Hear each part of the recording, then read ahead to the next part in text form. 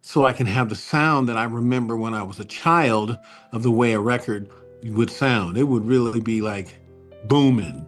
We had those big hi-fi speakers on either side of the cabinet, and you play your record on there, and it would be bumping. Now you got these little turntables, what have you, and you try to put it into a speaker, stinky, kinky, kinky, kinky, kinky, kinky. So that's not the sound. So you gotta get a little interface that amplifies everything that goes between your speakers and your turntable, and that will help to amplify the sound. Well, so that's what I'm setting up. So I'm gonna be a little vulnerable, at least a little bit vulnerable. I said, I've been doing this for 40 years. You can play a song, I'll probably get it. And you play a song, I didn't get it. And it was by a group I love. I love the Average White Band. Yes. Taking off their greatest hits, I would have nailed it in a second. Tailored and created our own bunk areas on this bus. And that was our tour bus, following the real Silver Streak tour bus with the Whispers. We were like putting down the road in a little bus called Red, and that was our first bus before we actually made it, so to speak. But I just enjoyed them and playing with them. So I learned about that. I would learn with them. And then our next tour was with Kool and the Gang. And we started touring all the Dazz Band and Kool and the Gang. We were just everywhere. And we would come out there doing our song, Let It Whip. And we would just kill them. We thought we had the crowd, and we were just killing them. And then JT and Kool and the Gang would come on after us. And they'd do one song, and people start moving. Then they do Get Down on It. People get up dancing. Then they do Joanna, and people are dancing. They do Hollywood Swing, and people are all dancing. One of those jokes. Got publicity, but publicity stunt, gotta be. And I just was in denial. No, I couldn't be. So my mom went, okay, I'm all right, Mom. You all right? Yes, I'm fine. Okay, babe, I just want to check on you. So then Tom Schumann, the guy that I've been working with and helped me to do all those songs, he calls. Skip, did you hear about Mike? I said, yes. He said, you all right? No. Welcome to the Dr. Smiley Show. I am elated. I mean, look who's here. Skip Martin. And as a DJ, 40 years, I have to say, I got the pleasure of not just meeting him at one event, but two events. I got to sit down with him at a cocktail hour and just pick his brain and just really fall in love with this man more. I mean, this guy has lived. And we talked about, when God sent something down that this is the one, I was thinking about Nat King Cole, and I said it to him, and it completely changed the conversation. So I'm going to leave that as the teaser. Is why Skip Martin has to be on my show, and I have to just share with you all the amazing stuff he's done. So Skip Martin, welcome to the Dr. Smiley Show. Thank you. I really appreciate it. This is beautiful. And by the way, you have a beautiful smile too. Thank you, sir. So to give some acknowledgement, Dr. Greg S. Reed, had you at Secret Knock, and the 20th is next year. And are you going to get that one? I'm guessing you are, right? I'm praying so. Yeah, that would be great. Well, I'm going to pray with you then, because I want you there. Yes. And then we had Dr. Renee Noor yes, to the Global Women 3 in Las Vegas. Yeah. And that's where I really got to know you better. I don't know if you remember this, but at Secret Knock, I rushed to you. I said, this is Quincy Jones. This blah, blah. Can I get a smiling shot of you, because you bring so many smiles to the world? And you didn't know who I was, but you were very agreeable. And you were the person I thought you'd be. And you said, sure, let's do it, man. Okay. Yeah. But we got to get to know each other a little better. And to say I love music is only to say that I can respect how much you do. Mm-hmm. I appreciate that. I want to start off with who is Skip Martin? And the best way to do that, I think, is who is the young Skip Martin that became the older Skip Martin because of a vision that happened as a young Skip Martin. So would you share with the audience where you were born and what your childhood was like? I was born in San Francisco, and my childhood was very, there was some challenges.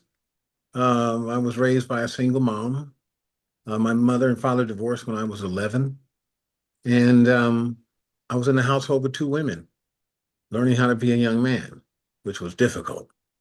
And at the time of social awareness and civil rights and all of these things, I was just trying to stay out of trouble. My mother was trying to keep me out of trouble so I wouldn't get shot or killed.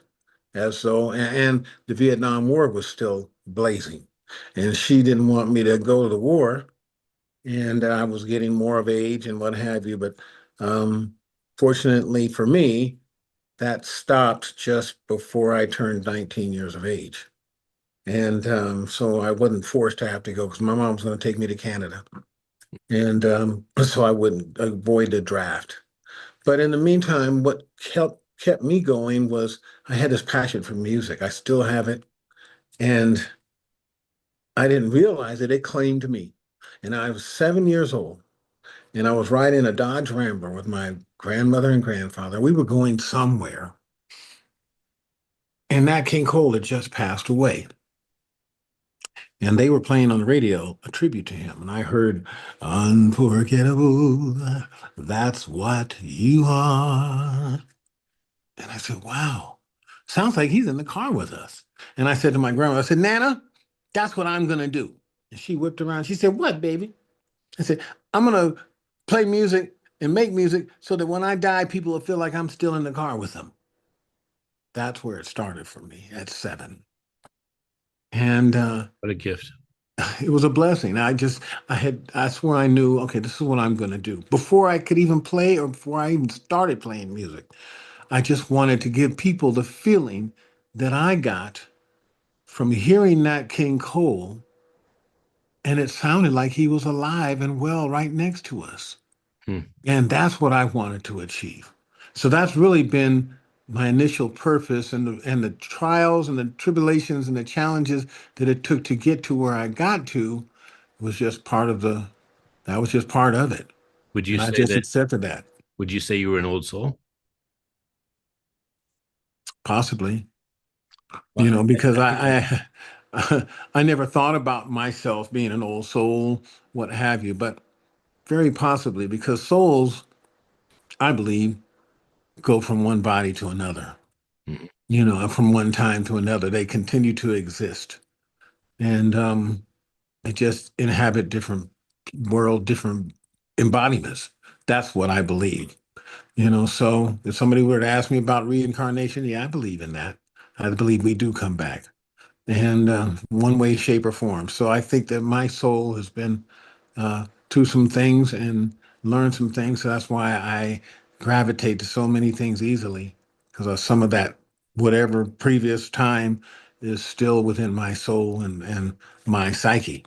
So I'm very blessed about that, and I just travel and do my thing, and music actually to me is so powerful to me that I just write songs and songs and songs. Music for me is a way for like a woman, when a woman is giving birth to a child, her her most exciting and fulfilling, heart-filling time is when she is actually pregnant and the child is growing within her. And that's where the bliss, the glow of a pregnant woman, just there's a glow because they're so happy because they're nurturing, bringing forth that new life. And for me, every song that I do is my baby. So I'm bringing forth that new life, and that's my happy place, being in the studio and creating new music. Now, I have almost 700 songs, compositions that I've written. I have a lot for a man that's 68. But the reason why I do that is because when I get finished doing the song, I get postpartum depression, just like women do. And I'm like, we're done? That's it? Mm, mm. I know. I write another song. And that's how I have so many songs. keeps you young. Yeah, it keeps you young, and I've got, keep that feeling most of my life, keep that feeling of nurturing and bringing forth a new life. And as I've gotten to this point in my life, after so many things, after spending 20 years with Kool and the Gang and 40 years doing stuff with the Dazz band and visiting, I've been to 60 something countries. I've been around the world more times than I can count. Um, I've learned to speak portions of 8 different languages because I was the front man and talking to the people and good evening and how are you and we love you and thank you and bye bye and you know those type of things, in 8 languages, so I'm learning all those things. And it's really been What are some of the languages? German, French, Spanish, Japanese, um, Thai, um, Do one thing in Thai. Do anything in Thai. Kap Kum Ka. Yeah. Yeah, Ah, Kap Kum Ka. they're the happiest people when they speak their language. I mean, Yes, it yeah, is, yeah, it is, yeah, they're singing when they speak. yeah, yeah. And that's that soul singing. Yes, everybody's got a voice and they are singing, and I love that. So, and I also had an audio, what do you call it? I have like an audiographic memory. When I hear something, it doesn't leave me. And Mm. I didn't know that I didn't know I had this till I think I was probably 25 or 26. I already had a Grammy Award. I didn't know I What was the had Grammy this. Award for? The Grammy Award was for best performance by a group, the Dazz band, on the song "Let It Whip." I have that as a 45, by the way. Yes. All And now, right. I wish I mean, I have a very extensive library. I'm not going to turn my computer on, but this whole Mm-hmm. basement down here, my second studio, Mm-hmm. is all, but I did quickly because I'm very organized with my albums. My albums are by alphabet, my CDs are about, Mm-hmm. but my 45s are by year. But I have the actual one. And I'll show it later, but I'm going to show at least this one. Oh, wow. Yes. And I know this Yeah, is I have the basic. poster up in my office upstairs of Yeah, that. and is that you? Yes, I'm where am I in there? I am Tell me when to stop. I think I'm over here all the way on the right. On the right. Or the other side, the other right. Yeah. Wait a minute, I gotta put on my glasses. All right. Wait a minute. Let me see here. I thought it Because this. I was probably the most handsome guy on the picture. Let me see. Let me see. Uh oh, this was me on the very left side next to the white boy. I'm sitting there on the edge. That's That me. That was me. that is the most handsome man. You're right. Yeah. See, what I did was I picked the second most handsome. I don't know why I insulted you Okay. like that. But I want to show you something because this I want to show you. Keep your glasses on if you want. Okay. But I take this out in front of you. It's only Hmm. taken out 2 times, maybe 3. Wow. It's virgin, Wow. Wow. and that's why it's a Wow. classic. I spent a fortune making sure that when I got an album, it was recorded and it was put Hmm. away. It only got played by either the metal dats or by the cassettes or whatever, or the reel to reels. I got to show this to you because I guess we're gonna talk about this when I can give this to you since you brought that nostalgia there, and I did this, so you're gonna probably want to have this. Oh yes, I do. I do. And by the way, Tom's Diner, what a brilliant song! And they played it at the gala, and everyone was Yes, jamming. I mean, they were in their groove. yes. Hmm. That is one of those funky grooves that you brought the birth of it. It's so beautiful. Yes, thank you, thank you, thank you so much. And I just took a risk doing that. What was the first song you wrote? The first song I wrote was a song with a group called the Dazz Band called "For All the Beautiful Things You Do." Hmm. It was a long ass title. I mean, that was like a whole sentence, but that was the name of the song. For all the beautiful things you do. Well, we're going to go to Let It Whip in a second, but I do want to say you have 700, 600, 700 songs. Have you ever thought about doing a poetry book where you pulled just maybe 100 of those and turned it into the poetic justice that they could be a song or they could have a QR code that goes to a song, but some of them are just the music of the words. Have you ever thought of that? I don't. I really hadn't. I mean, I'm open to that, but it hadn't crossed my mind. Well, But I'm open to anything that will expose that can change people. Because I think I was writing songs. I still write songs out of things that I desire. mhm. I think that other people would want to feel or hear, or, I wrote a song one time called Careless.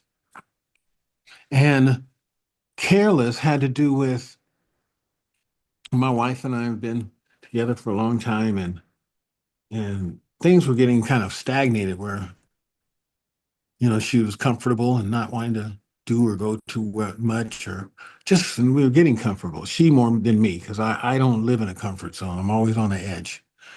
And I was trying to convey, well, how can I convey this to her? How can I? So there was a song by Wham called Careless Whisper. Right. And I had done that song in Spanish and English, my own version of it.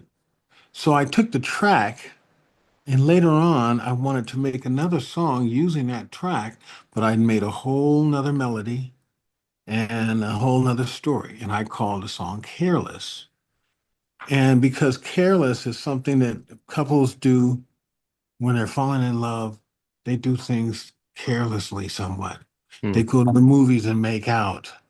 They, go in and jump off this and I love you from the highest mountain, what have you, do all kind of crazy stuff.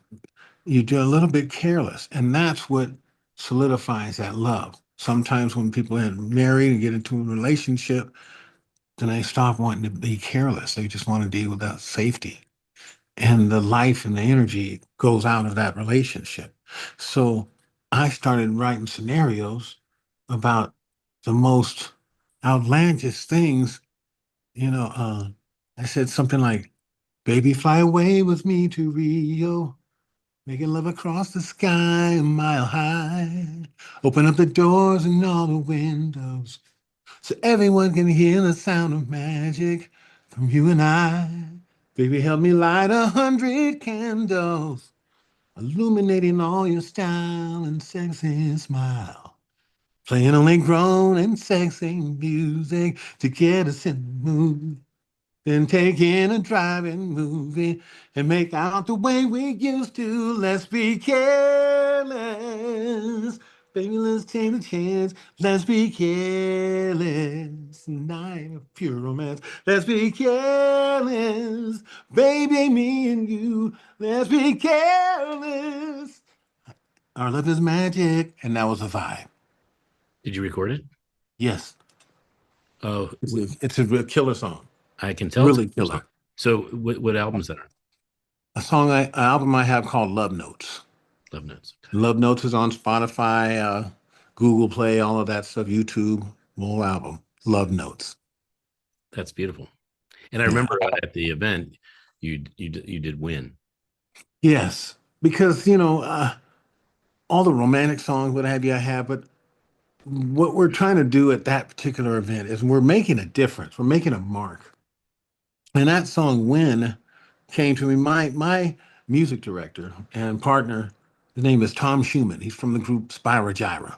Oh my goodness. He's the keyboard player for Spyro Gyra, the original one. Freaking genius. I He's a believe. genius. One of the world's best players, period. Okay? I don't care. McCoy Tyner, this one, that. He's one of the best people, period, on piano. Herbie Hancock, all of that. So he's playing, he and I hooked up and we created something. One time he had a folder because all this stuff we've been recording. And he said, well, let me go to our folder and see if I can pull up this track. I said, what's the folder called? He said, JTS. And I said, well, what does that stand for? He said, just Tom and Skip. But I could change it to just Skip and Tom. I said, no, man, you just leave it just like it is. Mhm. That's it. Just Tom and Skip, JTS.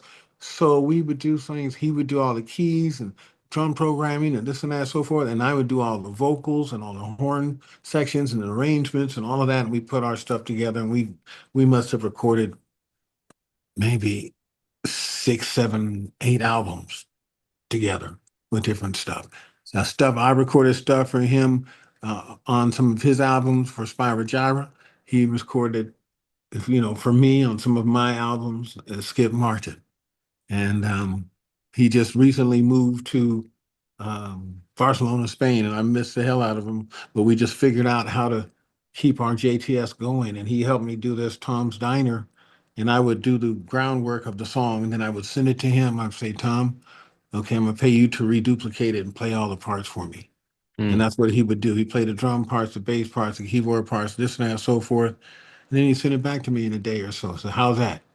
I'm like, man, that's the shit. Oh my God, I love you. Oh my God. So I'm like, JTS, we are still up and going, dude.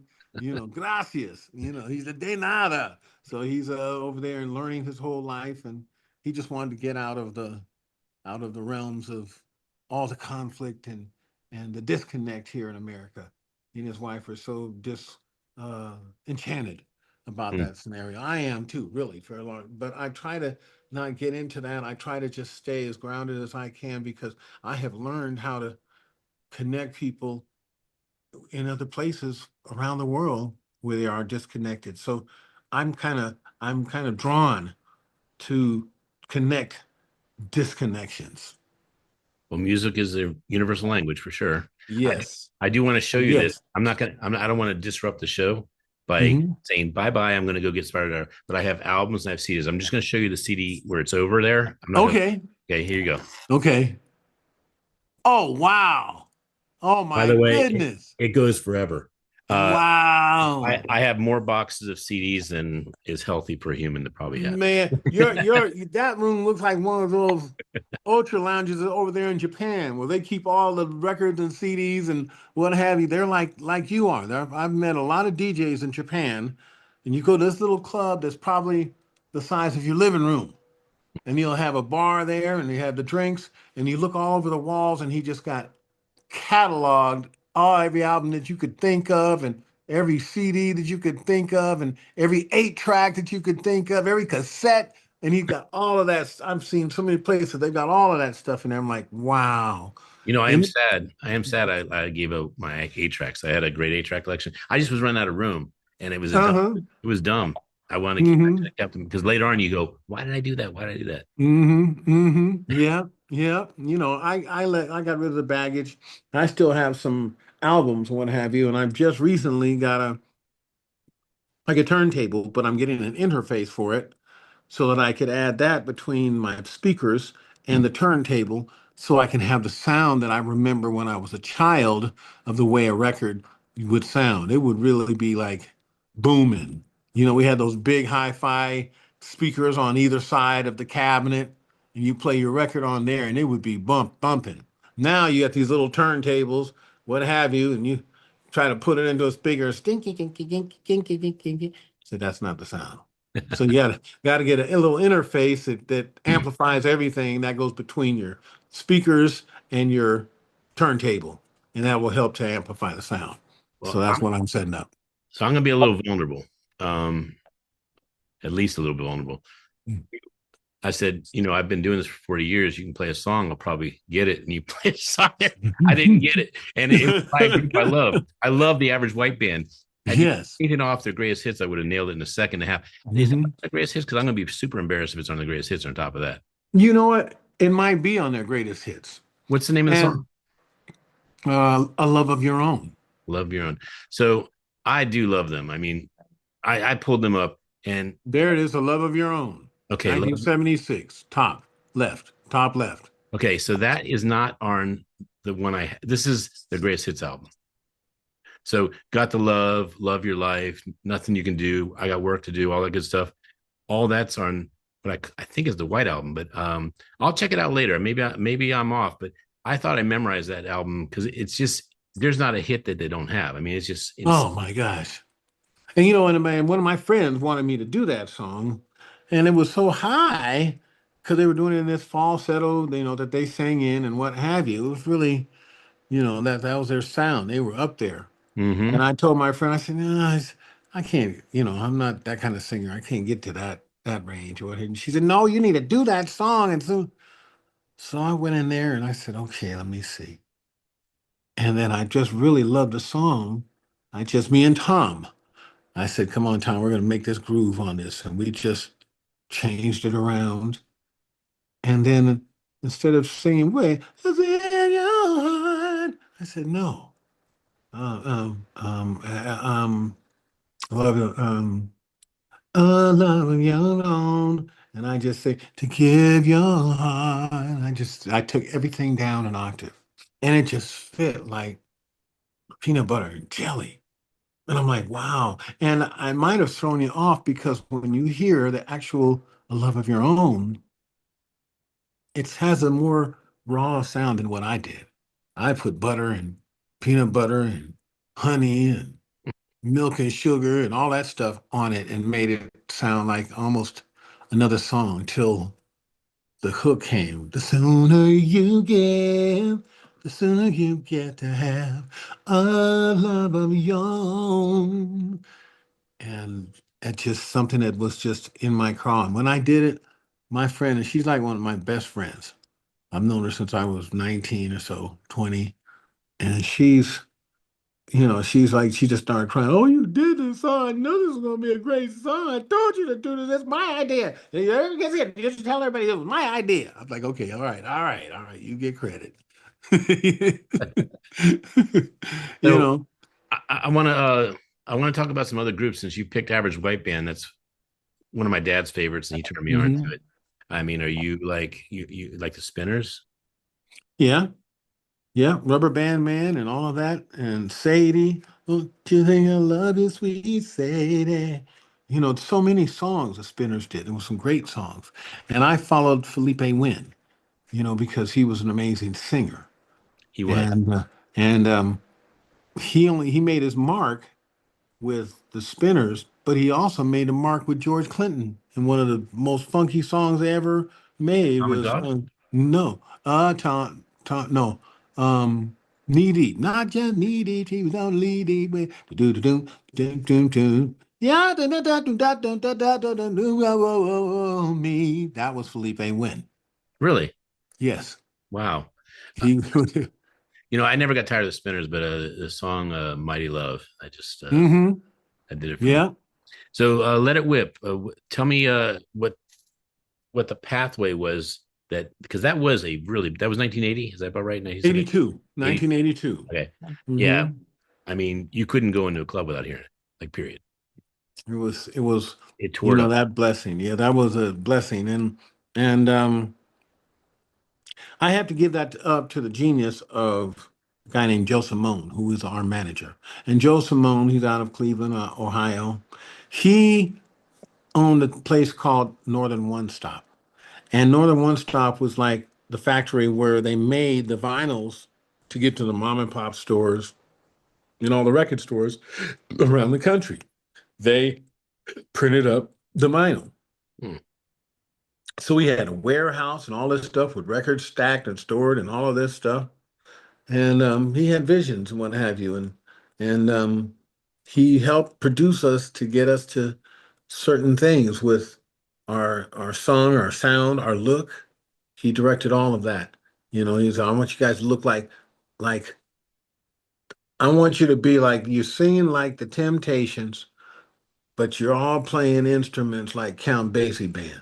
So Mm. everybody's playing instruments and you sing like the Temptations, and we're gonna dress you like that with Hmm. the suits, like that, like the Temptations. Yep. And with the red ties, and that became our signature: the red suits, the red ties, the red shoes, black suits, red ties, white shirts, clean and classy.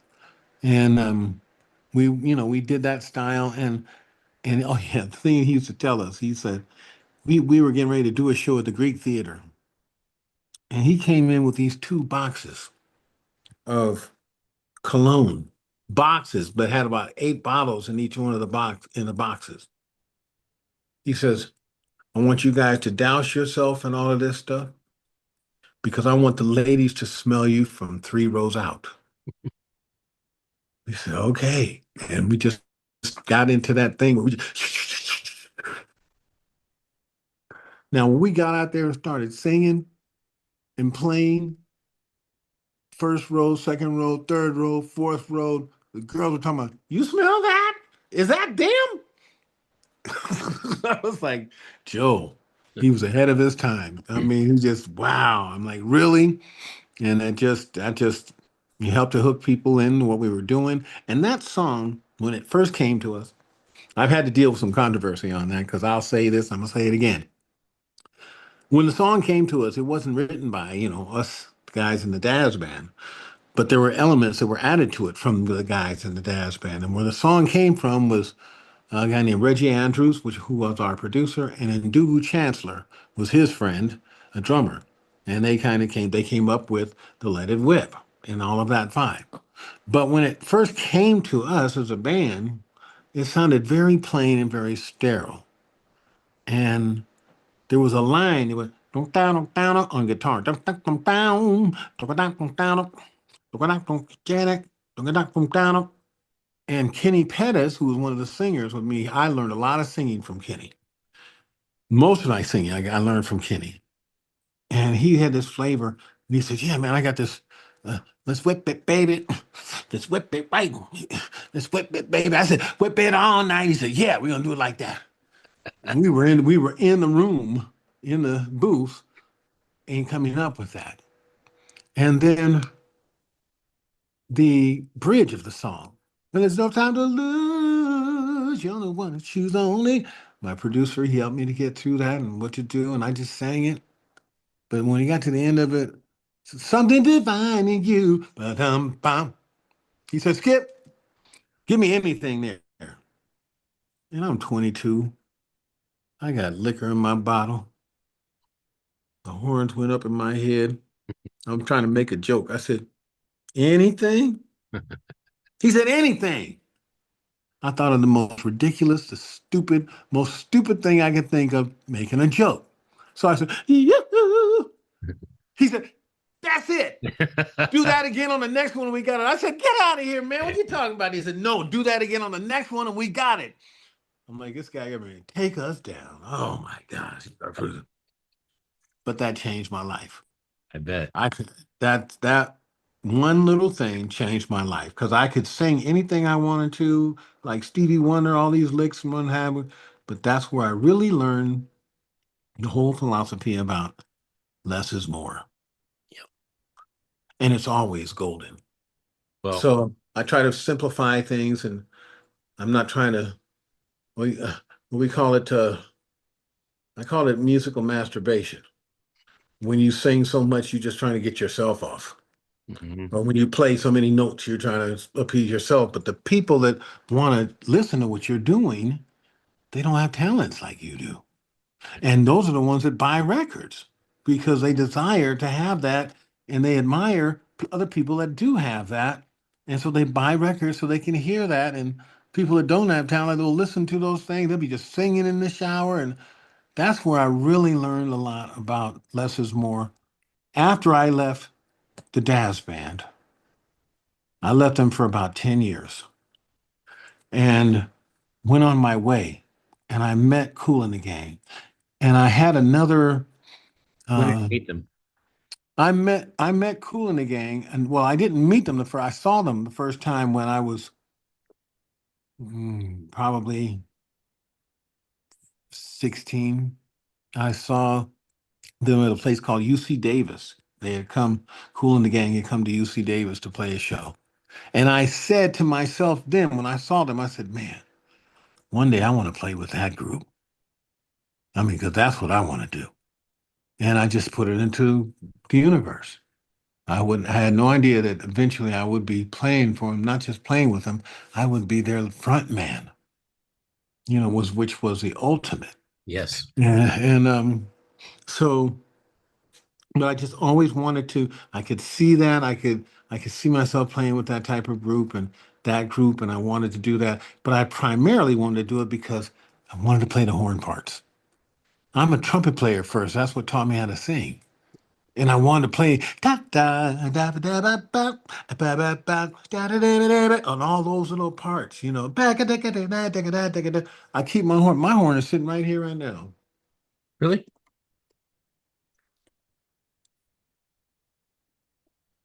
I wanted to play things like that all the time. Open Sesame and all of that stuff.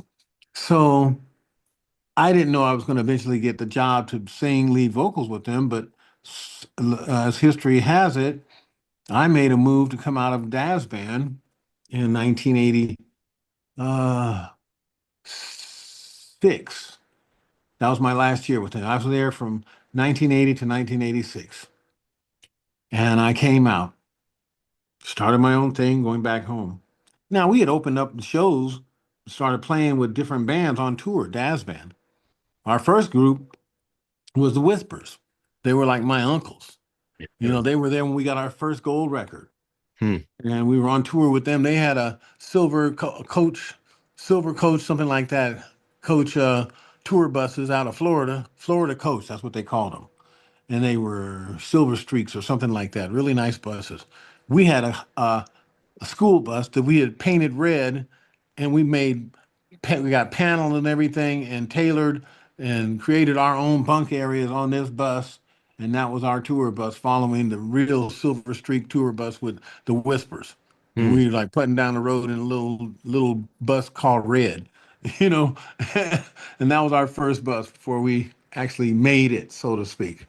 But I just enjoyed them and playing with them. So I learned about that. I was learned with them.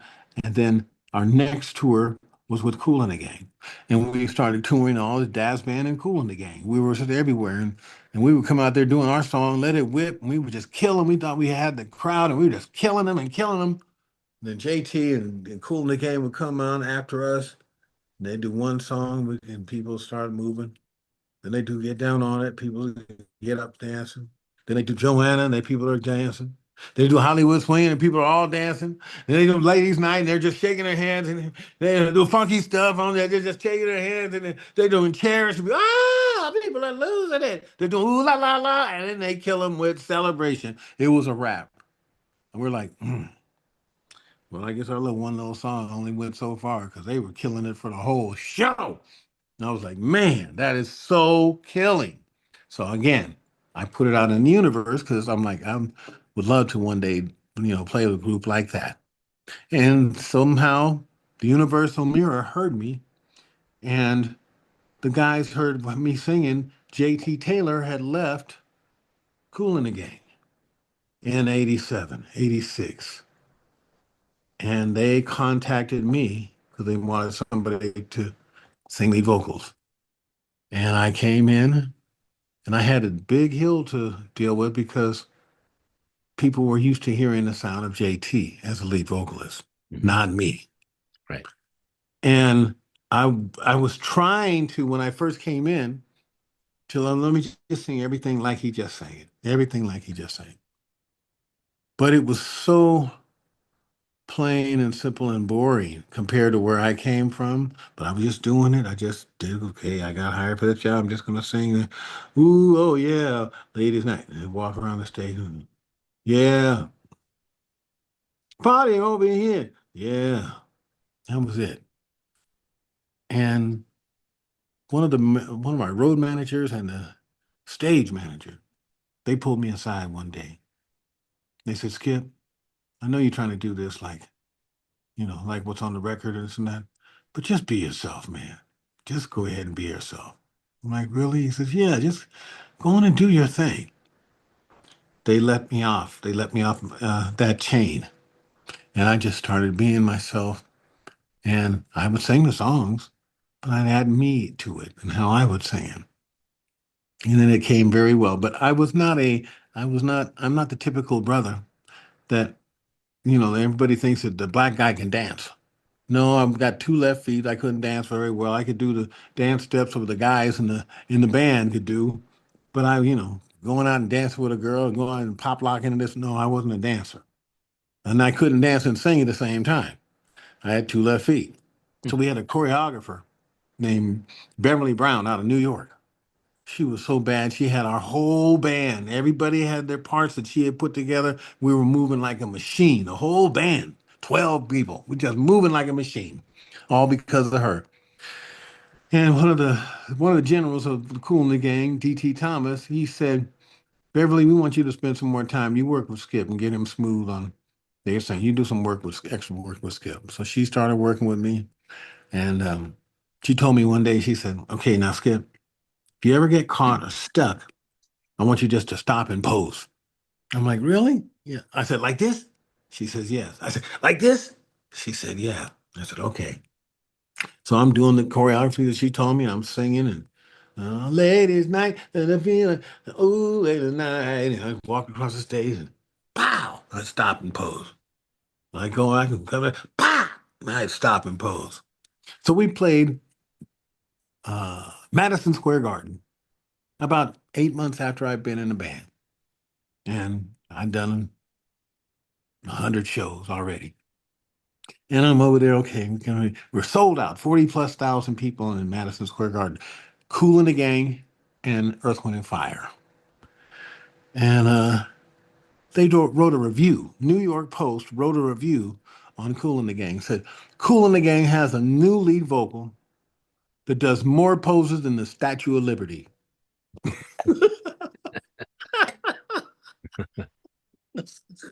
Oh, me and my choreographer lady, we laughed. I'm like, well, I guess they noticed me. Because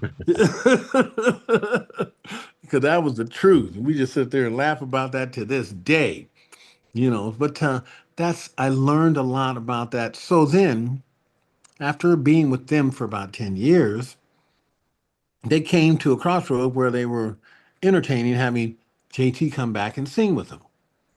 And when that entertainment came in, and when they started doing that, then they let the whole band go and rebooted. Well, they tried to do that for about a year and it still didn't work. So I went to go see him at a corporate show one time in Vegas. And I'm by and see the guys. And I asked DT, I said, can I sit in with the guys? And he thought about it. He said, yeah, dress him up. And they put a uniform on me and dressed me up. And I went out there and I sang lead and played with them and all that stuff. And then they had a meeting afterwards. He said, okay, so we want you to come back in the Kool and the Gang and want you to sing, but we got this other guy, Sean McQuillow, he's going to sing too. So now you guys will split up the singing load. And I was fine with that because I had gotten into this band because I wanted to play horn parts as well. Here I am in another major band. They got me singing 2 hours of a 2.5 hour show. Right. I said, yes, that would be great. That'd be wonderful. Sean, take this song. Whatever one you want to sing, take it, man. I've done it. I'll play the horn parts. So we started doing that. So that my next 10 years of the 20 years that I did with Kool and the Gang, the next 10 years I started back playing with them. But in that 1 year or about 9 months they had a break where I wasn't with them, I went and did a recording of Let It Whip again and ran into the Dazz band in the studio. Bernie Grunman was the guy's name out of Los Angeles. He was a mixer master. And I went to his studio and here they are in another room, the Dazz band, in another room recording a record. And Bobby Harris said, hey, you need to come back and wear your old shoes. And I said, you know what, I'll give it a shot. And we started working together again after 10 years. And I started doing an album with them. And by the time I got back with Kool and the Gang, I said, well, I'm now working with the Dazz band again, so I can't be out there on all of the shows. He said, that's all right. We got Sean here. He can sing, what have you, and it'd be cool. So for the next 10 years let's see, you said from 97 till 2007, I did both Dazz band and Kool and the Gang simultaneously for 10 years. And that's why I learned in some of the morals in my Fables of a Paid Piper, some of the morals to the story. One of those stories is called Double-Edged Sword. And the double-edged sword has to do with, I had a Grammy Award. I'm a hometown guy from Sacramento, California. We're playing at the Memorial Auditorium, and all these people come to see the Dazz band, and a lot of them came to see the prodigy from Sacramento, Skip Martin, the boy named Skip. And so they all came to see me, and it was just a great show and everything. My mom had told me before I got there, she said, baby, when you get here, I'm going to cook food for you. I'm going to cook you dinner. I said, Mom, that'll be great. She said, matter of fact, I'm going to make dinner for the whole band. I said, Mom, but there's 15, 16 of us. She said, that's all right. I'm making dinner for everybody. I said, okay, I can't wait. So I'm playing New York, Philadelphia, Chicago, Boston, Florida, Georgia, Mississippi, all the way working our way back west. Oregon, come down from Portland, Oregon, Seattle, those areas. And then we get to the Bay Area and we're playing in Sacramento at the Memorial Auditorium. We had now had a Silver Streak tour bus, our own tour bus and stuff. but we couldn't park it outside of the memorial. It had to be in another parking lot way away from where we were. So we had finished the show. I can't wait because we're going to go and have dinner with our family. And my road manager, Andre O'Neill, he comes out and he says, everybody gather around, everybody, listen up, listen up. Okay, so we just got a gig in Albuquerque, New Mexico for tomorrow night. It's a 14-hour drive, so we're gonna have to leave right after the store, right after the show. So we're not going to hotels. We're just gonna pack up. We're gonna get on the road. And I'm like, wow, I gotta call and tell my mom that we can't come to dinner. Oh, I called her. It was the longest walk I had to go because we had to go to payphones then. I got to the phone. Mom, so sorry. Your show was great. It was this. And I was like, thank you, Mom, but I got to tell you this. What, baby? We can't come to dinner. We have a show in Albuquerque, and it's a 14-hour drive, and we're going to have to leave. She said, well, that's all right, baby. You go on and do what you have. We'll eat the food. I said, but Mom, you made it for 15 people. And she said, that's all right, baby. Just go ahead, do what you have to do. We will eat the food. So my sister, my only sibling, she overheard my mom talking to me. So we lived in the suburbs. Rancho Cordova was outside of San Jose, or outside of Sacramento. So she drove 20 something miles back into town to see me off. When she got there, I was with the guys in a limousine surrounded by about 400 people. And I noticed people in the crowd abruptly moving left and right and left. It was my sister breaking through the crowd like a linebacker, just pushing people to get to where the limousine was. When she got to the limousine where I was there, our bodyguard saw this girl coming to up. And I looked at my sister. I said, that's my sister. She saw me. She said, that's my brother.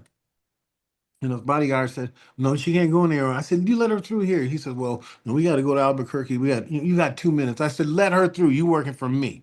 He says, okay. So he let her through. And then it seemed like, you remember that commercial they used to say, E.F. Hutton, when everybody listened? So that's what it seemed like it did. So me and my sister were just talking. I said, sis, I'm so sorry, but I got to go. We got a 14-hour ride. Got to go to Albuquerque. And she has these big brown eyes. And she blinked her eyes, and a tear came out of her right eye, and it went down her cheek. And it rolled down to her cheek, and it got really big, and it just seemed like it was just dangling. Then it just dropped in slow motion. And it's like I heard her virtual cymbal crash, like, psh. And I looked there back up in her eyes, and that's when I realized that success is a double-edged sword. The people closest to you pay the biggest price for your success. And that's one of the stories and fables of a paid piper. Love it.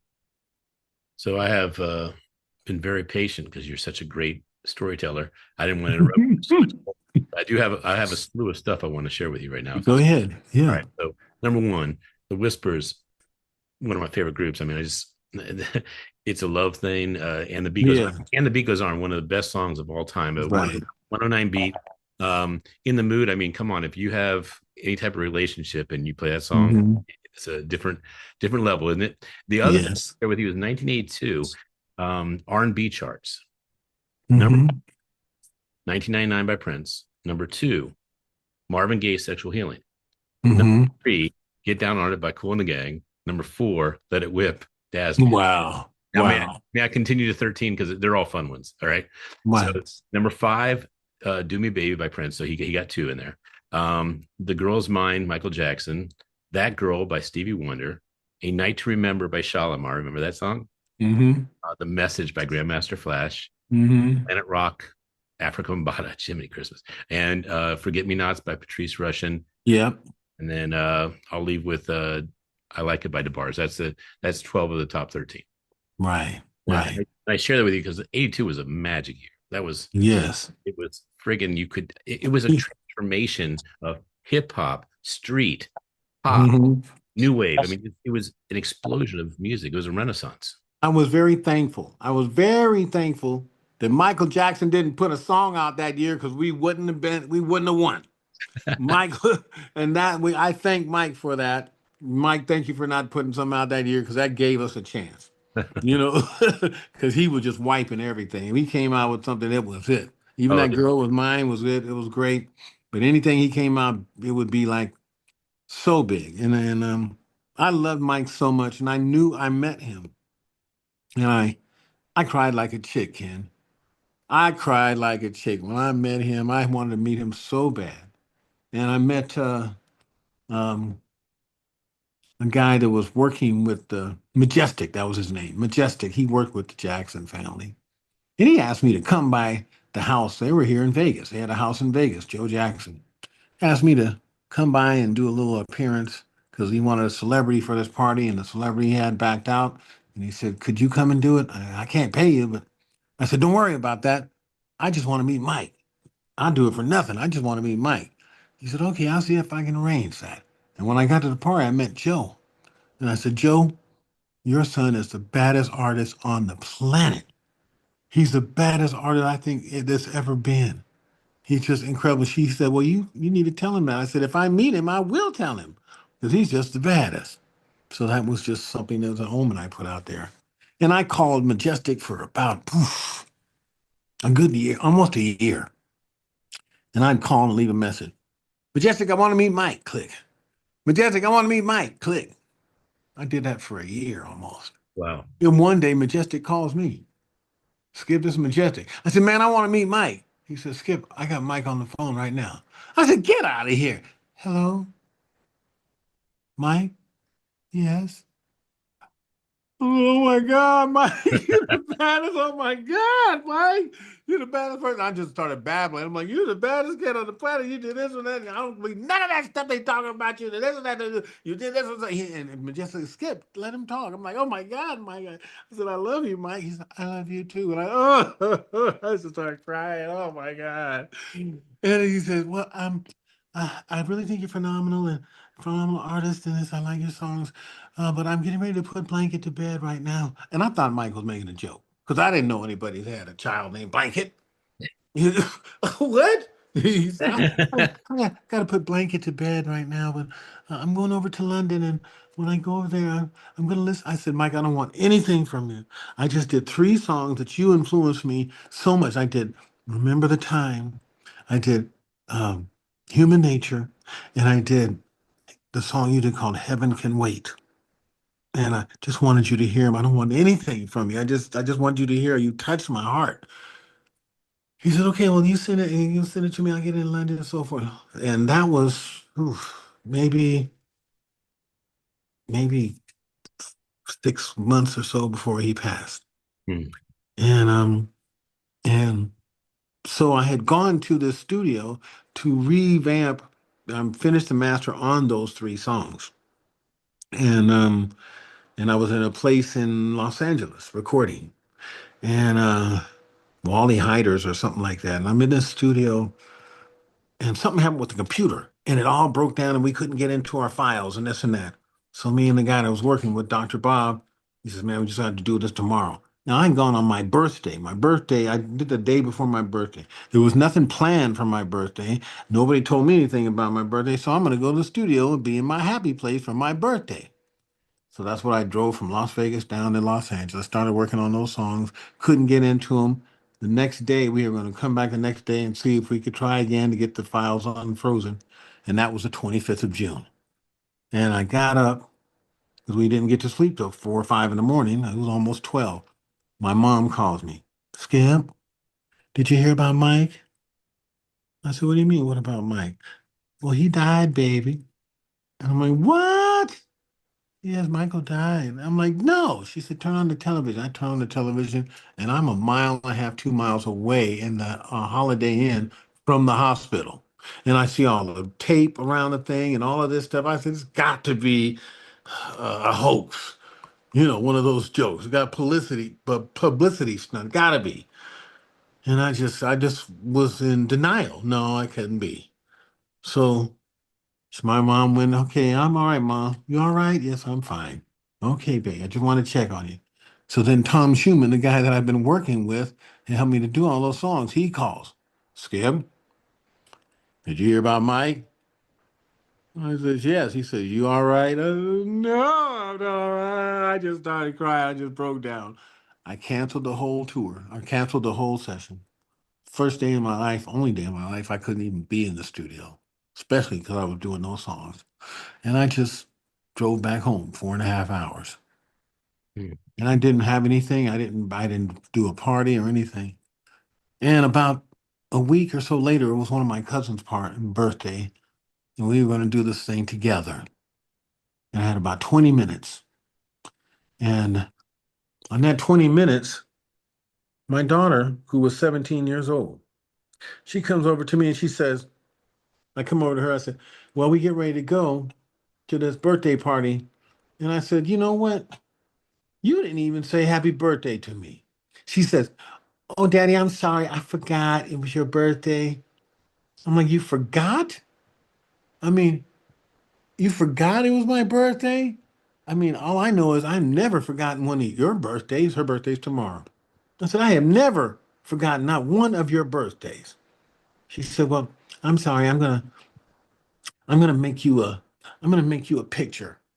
And I said, all right, whatever. Just go on and get it. And what she did was she went and got her crayons and some pastels, and then she drew this picture. Hold it a little further back. A little further back. There you go. Oh wow. Okay. Yep. She painted this picture in 20 minutes. All Hmm. right. So what the picture does, then she came and explained it to me. She said, Daddy, that sun at the top of the picture represents God in the universe. That yellow road represents the road of your life. That mountain range represents your strength. Those two hands represent God and holding you in the universe. And that heart represents your passion for music. I said, well, what's that little blue thing on the left corner and what have you? And there are little notes dropping out of there onto the hands and onto the roads. She said, that represents the pain that comes with your gift. And I just started crying. I'm like, oh my God, you got me more than any woman, any person ever got me. That's me. You got it. And I just wanted to apologize for her for forgetting my birthday right then and there. I'm like, I'm sorry. I'm sorry. I was like, oh my gosh. But that is the best birthday present I will ever get in my life. Beautiful. Well, since we have a Jackson moment here, I wish I had access before he passed, but I will show you.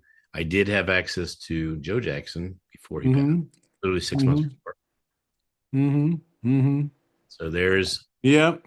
Maine, there's Joe. Mm-hmm.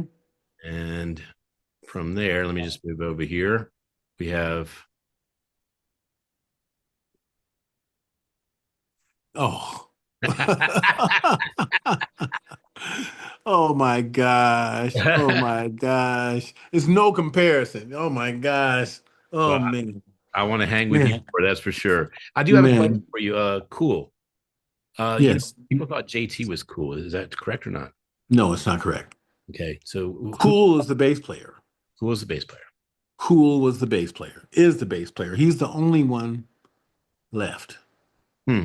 Everybody, I mean, except for JT, I mean, he's alive and well, but he'd been out of the band longer than I had been, you know. So, um, According to but Google, JT left because it was just tension. I don't know if you want to talk about that or not, but that's well, I mean, it's there was dissension and what have you. You know, I had to credit him. I had to give him props because his less is more was the foundation definition of that less is more success because he could sing it like the guy next door, like the person in the shower, Mhm. like the people at home. They didn't have to struggle to sing, ooh, what a night. No, everybody could do that, and girls, y'all, not girls, y'all, not, none of that. Girls, y'all, like he's talking, got one, simple. And that element came into the Kool and the Gang as vocals that they didn't have before. Right. So he was definitely an element that helped to create some of that success. Now, what I have learned is people individuals that are not so gifted that achieve major success and recognition and fame become monsters Hmm. because their ego has been served out and it's unjustly and it's over the top and they become more monster-like and they treat other people less. Hmm. And that was some kind of a scenario. And I think that scenario played out as a curse over a lot of the guys. As a matter of fact, all the shot callers, the ones that were okay and what have you, most of the guys, they died within 3 years of each other. All of these guys. The only one that was left was the one that was being manipulated and kicked around, and that was Kool, because he would do whatever everybody said. Okay, okay, well, all right, you know, and he would make those calls and those difficult decisions, and no, the ones that are right. And he even had to deal with the curse of it. He's Hmm. still alive, but all of his guys are gone. And the love of his life got brain cancer, and she died. He had to come off the road to watch her die. So I think he paid as well. And but guys were just leaving right and left, and some of them, one of the guys who was the road manager, we used to call him the Reaper because he would always be the one giving bad news. Hmm. He was killed in a car accident. So Hmm. it was like all these people all of a sudden, those generals were, one had cancer, the last one had cancer and rare cancer and what have you, George Brown. And and so it was interesting that they all just left around the same time. And uh it all plays into, what do you say? There's a law of karma. No matter what you think or what you believe in or this or that, so forth, there is a strong law of karma. And you get what you create, and that's what that karma is about. Yeah, So, like some toxicity. yeah, but karma is not all negative. No, I know. Karma is just what you put out there is Yeah. what's going to come back to you. And I've always believed that the universe is a mirror and it reflects what you put into it. So make sure you smile when you walk in front of a mirror. and and I really appreciate the opportunity to continue to do things and make the priority other people my priority. I think I've solidly learned that lesson um, over time and wisdom. And this last major award for me, um, the Emmy Award, really sealed that whole thing because it was the most profound project of my life. I could never do what I did with Tom Schumann ever again, Hmm. and nobody could do it. And that was the once in a lifetime time, which was COVID, and none of us musicians could play or go anywhere. We didn't know if we even had a future in lifting people's spirits anymore. We're having basketball games and closed theaters and with screens up on the walls for the audience and all kind of stuff. I'm like, wow, the world's changed. And people were fighting. The blacks were fighting the white. The police were killing people. Floyd George and Brianna Green and all these things that were happening. The political unrest and the MAGA beginning and the Democrats dying and this and that and so forth. And all of that stuff back and forth. And everybody was just at each other. And I remember something in the Bible that I couldn't tell you what page it was on. It just said something about at the end of the days and times it would be the musicians that would bring around the change. And I'm sitting there looking at all this stuff, trapped at home, and I said, what can I do? I got to do something and just change a mindset of somebody or something. I got to do something. I can't just sit here. And so I had done this song, already recorded it. People get ready. Then I took it to a group called As Yet and had them. I recorded each one, asked them would they be on the song with me. They said yes. So I stayed from 8 o'clock in the morning till 3 o'clock in the morning, recording four of them and this one girl. And I recorded each one of them 8 times because I'm building a choir for this song. So each one of them 8 times, the same, their parts. And by the time I got done, when I started it, I heard a voice real softly say, expand on that. I'm like, what? Expand on that. Ah, I thought I was just hearing that. I just kept on going. I am expanding. I'm getting these guys to sing on it. So when I got done with the song, it sounded amazing. And then I heard the voice louder and more clear. Expand on that. Wow. So I got home 3 in the morning. I started calling all the way across the world as far as I could call. I called my brother from another mother. He was the lead violinist for the Vienna Philharmonic Orchestra. So I'm calling him in Austria. Stefan, would you be on this and play some strings for me on this? Yes, it's very hard to do that for you. That'd be so great. That'd be so great. And then I worked my way back from Austria all the way back to from New York and all, calling everybody I could get. Ray Parker Jr., this one and that, so forth and so on. Stevie Wonder, Taylor Dane, CeCe Peniston, Allison Williams, Wow. Tony Terry, Dougie Fresh, Robert Kool Bell, Royal Bayan, John Elfante from Kansas, Kevin Chalfant from Storm and Journey, Taylor Dane, Maxie B.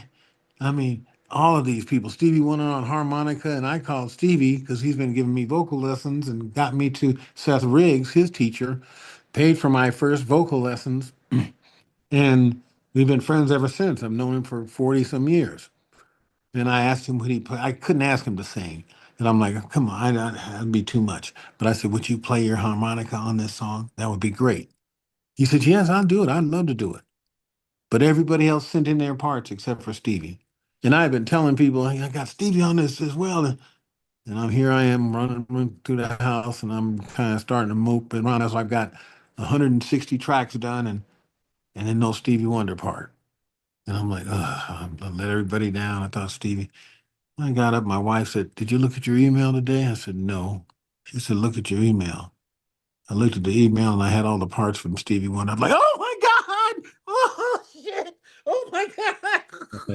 I'm running around now. Oh God, Stevie. Okay, all right. So I was so happy about that. And we finished it, and that didn't mean that it was a winner then. I had to persevere through some more disappointments for 2 years. I tried to submit the song to the Grammys because it was such an epic project. 29 artists on a 3 minute and 18 second. That hadn't been done since We Are the World.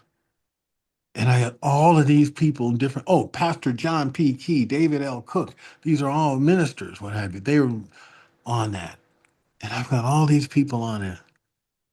And nobody would listen to me because the Grammy whole scenario had changed from what it used to be to just a great record to if you have enough money, then you can have enough great influence, and that's a wrap. That's what a great record is now Mm, versus what it used to be. mm, And so I didn't have that, and they didn't even look my way. So I tried to submit it again the next year. In order to do that, I had to add another creative element to it and remix it.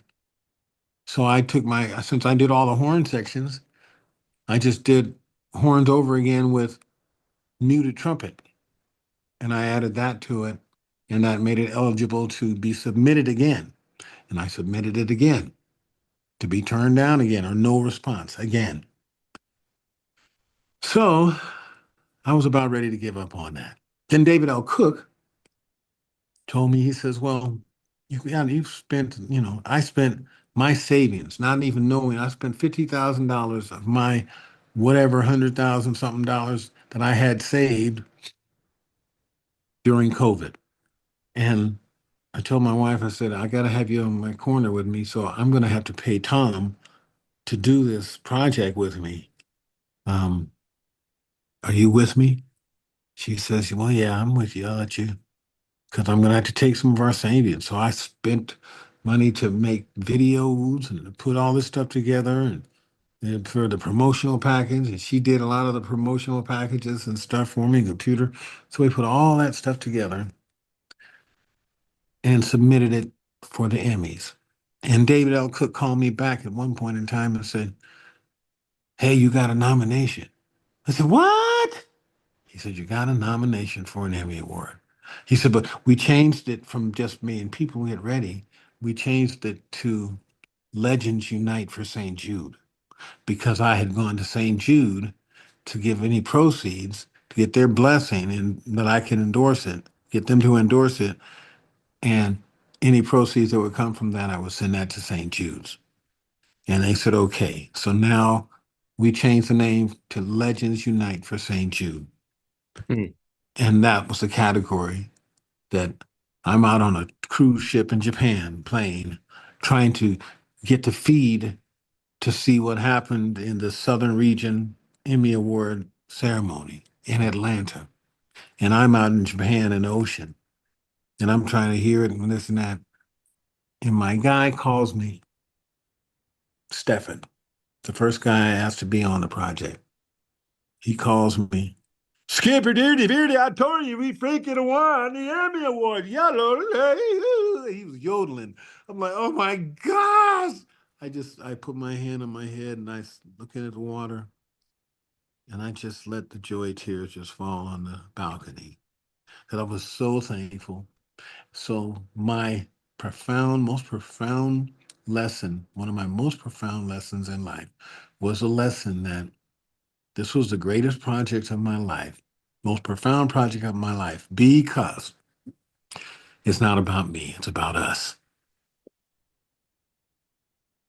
Percent. I wanted to make sure we have a link for that song when we do this, when we put it up live. Mhm. Mhm. I want to say a couple things. First of all, congratulations. Thank you. As USA for Africa, Kool and the Gang was not part of that song. And Right. ironically, when Band Aid came out with Do They Know It's Christmas, Kool and the Gang was the only non UK group that was part of that song. And then Mhm. just created really the next level by bringing all these people from around the world, not one country, but a world conglomeration of musicians. So that's huge. And I wanted to say, I don't know how this is going to land for you, but when you started with Kool and the Gang and you toned it down so you could play the way you were hired, but not play the way your heart was fired, Mhm. um, it was like the person came up to you and said, Pele, play the game Mhm. the way you want to play the game. Because Yeah. Pele was never going to be a great football player if he Right. played the way the coach told him. But when Right. he got to play tribal and got to be his heart, it was game over. I mean, Yeah. he scored four friggin' goals in one game when he was only 19 or 20. I mean, it's just insane. Yeah. And when I heard you say that, that's what it reminded me of. It was That's just what happened. It released me, and I could do my thing, and I was being me. yeah. And I was doing something that they weren't doing for the crowd, and that was I was making them like me, Mm-hmm. which would make them like them. Right. I was showing that I'm trying. Here I am in Portugal. I'm trying to say thank you in Portuguese, and I'm over here in Spain, and I'm Feliz Navidad, gracias. I love you, mucho amore, and I'm just talking to them, and they're like, "Okay, you're trying, even though you messed up the words. We see you're trying," and that goes a lot farther. Before they weren't even saying anything to the people. I mean, thank you, they say in English, thank you, okay, good night, but no effort to say those things in those languages where you're showing them, you're humbling yourself to, I'm trying to be like you. I might have messed up the word. I remember going to France one time. I learned a big lesson about how people are with their languages, other than America, what have you.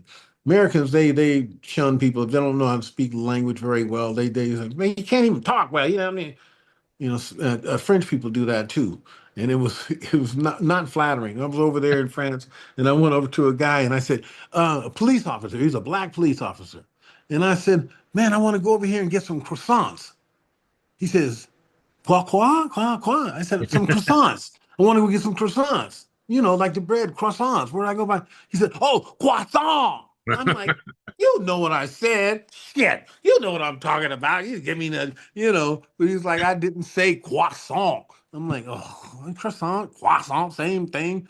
Anyway, you know what I'm talking about, I do. I but do. yeah, but they were so, anal about that. So I learned something about that, but I really try to, compliment where I was, who we were, and let people know that we cared. We were human like them. And Mhm. I think I had another thinking about that in this story. I had another moment that was so profound. We were playing in a place called it's in Algiers, Northern Africa. Yeah. And this is the place where they found Lucy and the first bodies and all, the oldest bodies at that time and all these different things. And the land masses were different back then. The ocean was different. And from Rome, you could walk to Africa. Now you can't. But back then, they could walk from Rome to Africa and Algiers. And the Romans walked over there and created a city called Batna, Algiers. Hmm. And they made a whole city there that's still standing. And they got it as a museum. I mean, they got the amphitheater, they've got the houses and the foundations, they've got um, pillars and made out of marble and all of this stuff. And you can just see the whole layout of the whole city, which is still there. They turned it into a museum with lights and everything. So when we got to the airport, this city was so under what is that? When you martial law, it was under martial law. So when it got dark, I noticed everybody's houses had metal shutters. And I'm like, why do they have metal shutters? I mean, there was like bulletproof metal shutters. And as soon as it got dark, everybody's shutters were closed and nobody was on the street. If you were on the street, you were out to get shot because you were one of two things. If you were lost or you were abandoned. And so we're over there and when we got to the airport, this one guy came to us with a stack, Ken, about this big of records still in the cellophane. And he was just crying. And the interpreter with us, he asked her, what's wrong with him? Why is he crying? So she asked him, what's wrong? So forth, why are you crying? And he said something to her, and she turned around and looked at us, and she was like white, like she got pale. I'm like, well, what did he say? She said, he said he thought you were a myth. Hmm. We just started crying. Oh my God. Because here I am, thousands and thousands of miles away from home. And these people had learned, they don't speak anything but French and Arabic. That's what they spoke. They Mhm. didn't know English. But when we did the concert, I'm out there singing, and I'm like, I want you guys to sing this song with me. And you can find this on YouTube. Go to Skip Martin Cherish Algiers. And you're going to see a 2,000-year-old amphitheater with about 3 or 4,000 people. And when I'm singing Cherish, I said, everybody sing. And they start to cherish the love you had. They don't even speak English, but they learn by listening and singing to our songs. And that was so, so powerful. I mean, it gave me joy and pride and just to have that moment. And then the realization that what I had dreamed about doing, having some kind of music left behind so that people could feel that I was still there, was manifesting. Mhm. And in places that I never ever dreamed that I would be in, thousands of miles from home. And there's a high side to that and there's a low side to that. The high side to that is all of those dreams I wanted to are manifesting in front of my eyes. But what people on the other side of it don't understand is that I was over there in this killer moment and I filmed it, but there was nobody in my family that loved me to see that. Really? Nobody was there. Brothers, sisters, aunties, uncles, mom, dad. No, nobody was there. So I had so many great moments that there was not, the people I wanted to share it with weren't there to see it. And I was fortunate because I documented a lot of things I was doing with my own cameras. And if I hadn't had my own cameras and had the personality, I couldn't have asked the sound man, would he film this for me while we're on stage? Because the band wasn't going to do that for me. So Right. I had to ask outside of that and to get some of this footage and what have you. And those moments, uh, that's why I love to be able to tell and to do this interview. I'm grateful to do it because I can share some of the moments that people wouldn't even realize were happening. Well, the audience does not know that you have done two other interviews, and they were shorter, but they were about the books you've created and Mm-hmm. or the authothon. I wanted you to just take a minute to share about each of them. I was going to show them on Amazon, and then Mm-hmm. has anyone ever told you look like somebody? Um, I heard that I look like Martin Lawrence. Can I tell you? Can I show you who I think you look like a little bit? Okay. Okay, let's see about there it is. Terry Crews. You don't Well, think? if I could do my titties like he could, maybe we would look similar, you know. All right. Well, let's talk a little about this book right here. Okay. This is, and I hope I didn't offend you, but that's a No. compliment, I think. That's it. So, Fables of Paid Piper. Yes. This is you gave me the CD of it, so thank you for Yep. that.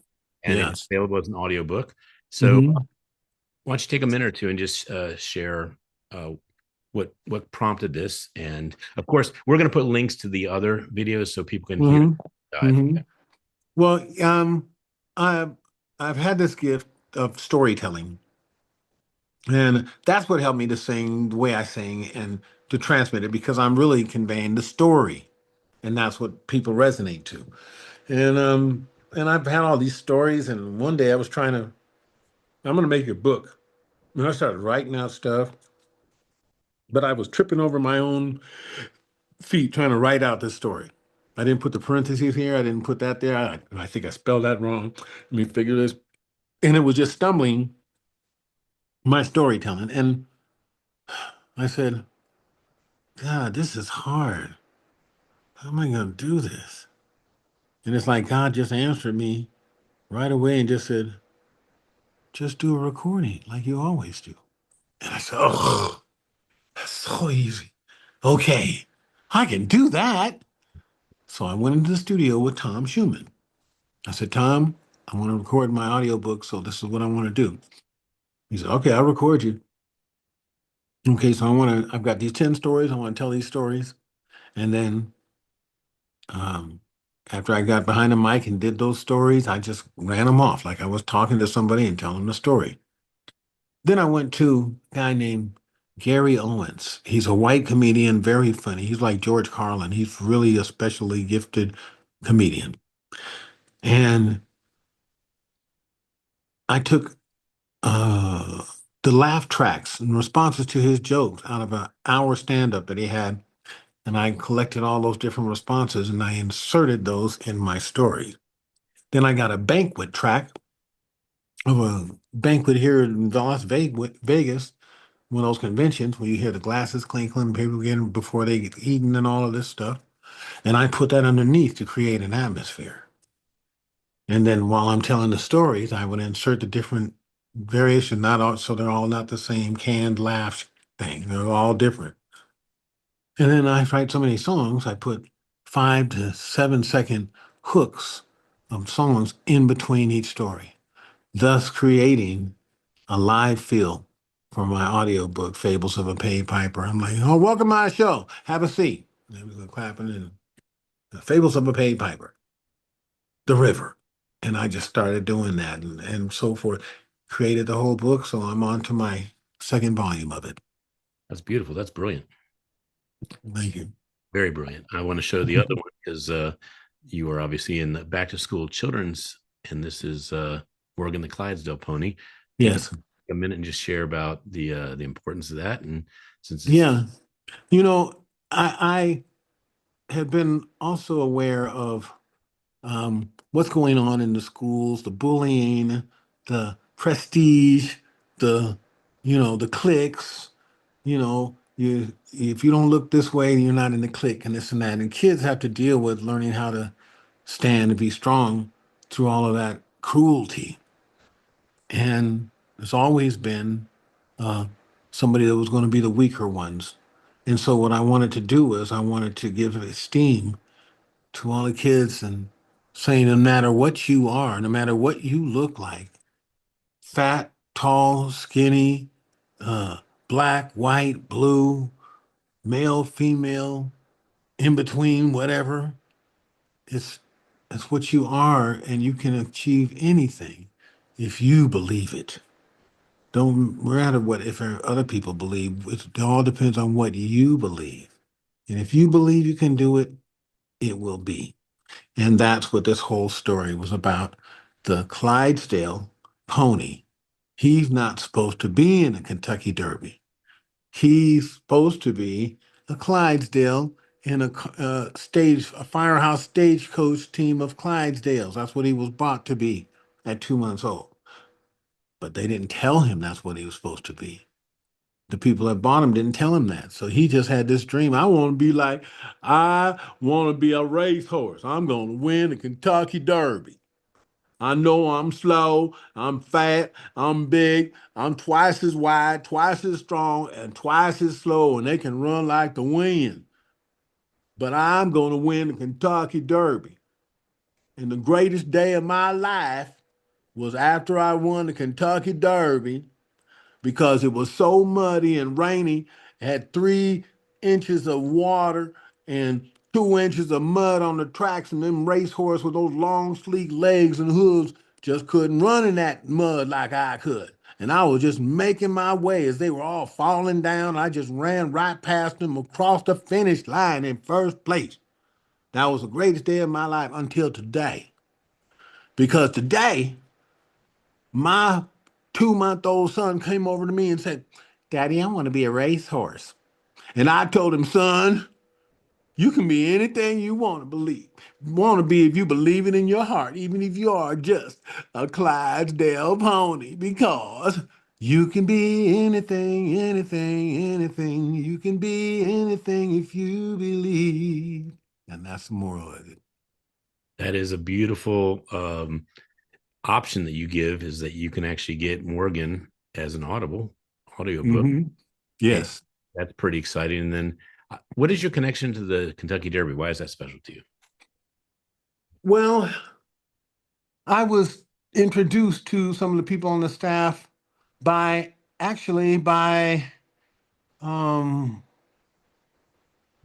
lead singer boss. I was introduced to the Kentucky Derby, John Elfonte, and he introduced me to some other people. There goes our guy. Yeah, I was anticipating you might pick them because they help sponsor the event, and they've invited me to the Kentucky Derby, and I got a chance to meet them that once and at that time, but that when I met them, that was in the race before. That was the race just before the Derby, because that particular year I was leaving to go to Greece on the day of the actual Derby day. Really? So I met them, Kevin, then Kevin and Gina. Yep, I met them just before on that race before, and then my friend that was there, Dr. Renee Knorr, I gave her my ticket so she could go and watch the Derby. I left. Yeah, I bring it up for a big reason. First of all, the gift you gave Renee, you had met her at Secret Knock, Dr. Greg Reed, I believe. I'm not sure if that's a doctor. No, I knew her before then, but she invited me to go see the Secret Knock. Yeah. Gotcha. And all these dots connect. And then she meets Kevin and Gina, and they're a sponsor of the event. Right. Obviously made it over the top. I mean, the food was amazing, everything. Yeah. And all her vision, their sponsorship, and you being there, it's a magical flow that happens. And the fact that you got to the event, I guess, a little bit early, and I did, and I got to sit next to you for a couple minutes and be humbled with the average white band song I didn't know. But Skip, you are such a treasure. To be a children's author, to have an Emmy, to create the epic Bringing the World Together as kind of the USA for Africa Band-Aid and ba-boom, like your vision, and also the persistence. There's so much to be said for someone that gets denied, and then just you keep tweaking and you keep molding it into something that turns into what could actually make the world better.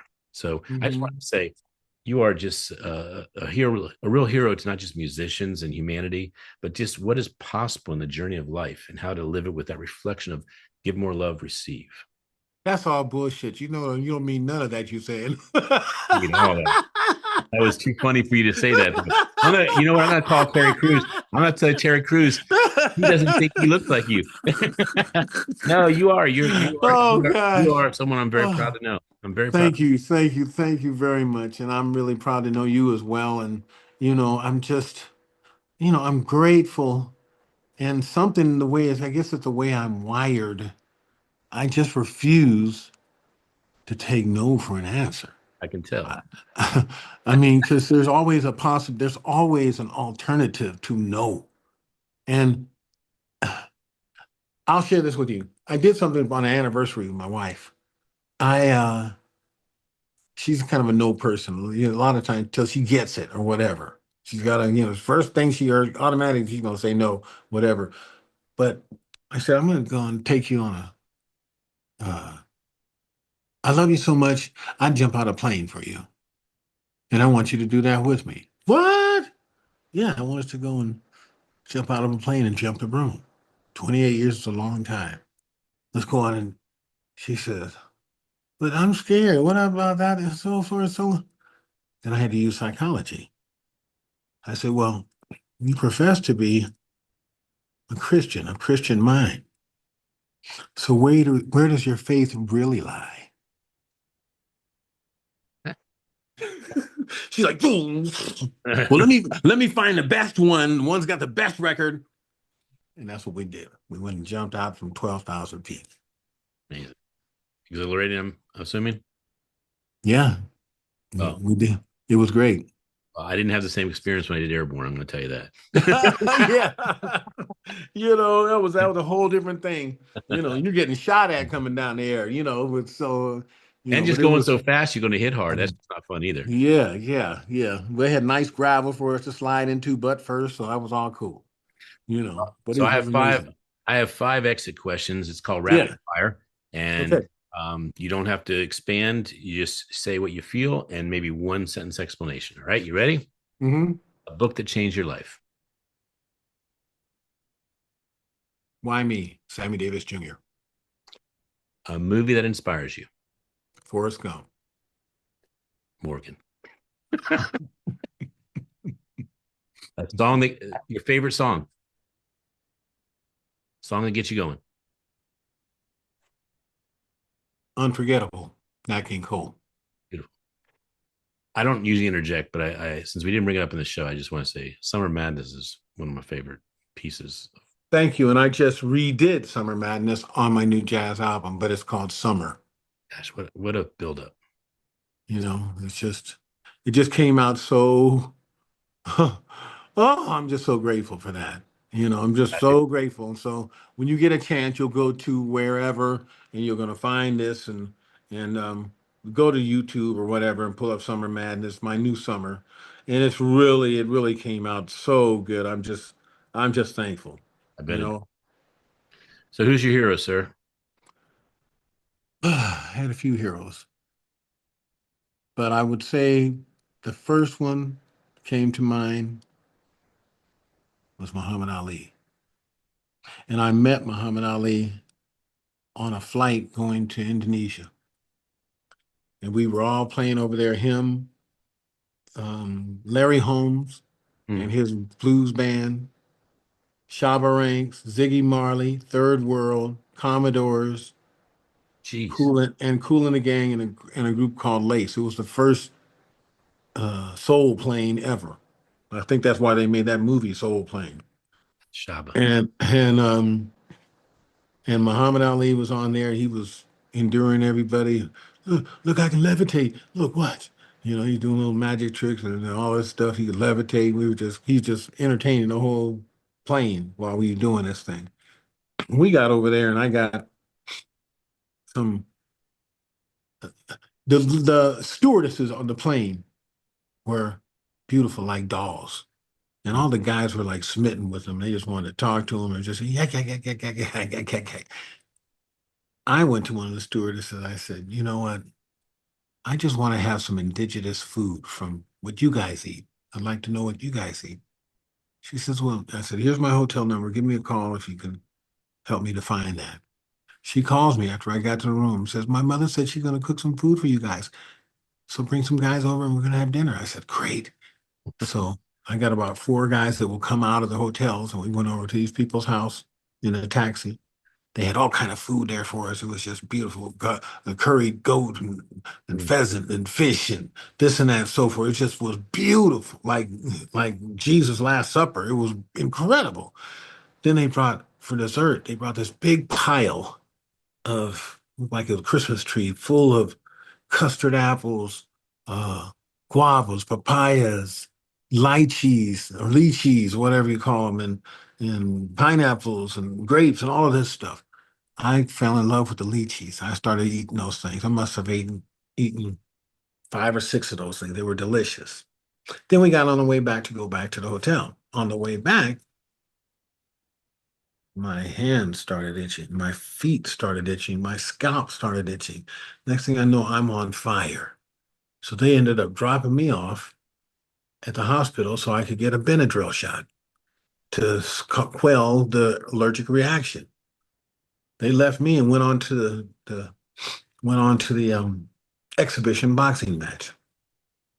There was Quick Tillis, Tim Witherspoon, some other people. They were going to have their boxing match, and Ali and Larry Holmes were there, talking stuff. And oh my gosh! So I got there late. The event was over, but Tim Witherspoon was still sitting on the throne in the ring. He said we had a good one. He was out of breath and breathing and stuff. I said, man, Tim, I missed the whole thing, man. I had to go to the hospital, get a shot, and this and that, and so forth. He said, oh, it's too bad. We had a great time. I said, wait, man, I'm sorry I missed it. I said, but would you give me your gloves? He says, yeah, man, here. Hey, cut the gloves off. Give him the gloves. So he gave me the Everlast gloves, and then I had him sign it right here, right? Then I went to Tim Quick Tillis and had him sign on the other side, right here. Then I went to Larry Holmes and had Larry Holmes sign right on the back of the gloves right here. And I went to Ali and had him sign all the way across the. Ali, would you sign this? Yeah, then give it to me, man. Hey, let me see. Well, yeah, you're getting the greatest signature, right? I said, yes, sir. Okay, and he just wrote his name on there. I could have died and gone to heaven. Yep. And I took those. Now I don't steal things. I don't. But this night I took the liberty of taking the pillowcase, putting those gloves in the pillowcase, and then putting it in my trunk to take it home. I wanted it to be pristine. And I got home. Matter of fact, this is one of my stories in the book called Scream Like a Beat. Okay. So I got this stuff in the trunk, took it home. I was so happy. I was going to just brag and tell this and share this with everybody. I got home. I told my wife, I said, that was my previous wife. I said, baby, look what I got from overseas there in Jakarta. These gloves. Yeah, that's nice, but we need some ice. We're getting ready to have dinner. We need to go get some ice. I said, but look, I got this thing with Muhammad Ali and Larry Holmes on it. Go get some ice. I said, oh my God, oh my gosh. I'm so mad. I just threw them on the table and got the key to the car and went down the street to the 7-Eleven, got some ice, came back home. When I got back, my gloves were gone. I looked around the room. I went into the living room. My 3-year-old daughter and my 8-year-old son both have a glove and they're boxing each other. Boom, boom, boom, boom, just boxing off my autographs. I scream like a jack. I'm, oh, no. Oh, and then I realized they're just kids.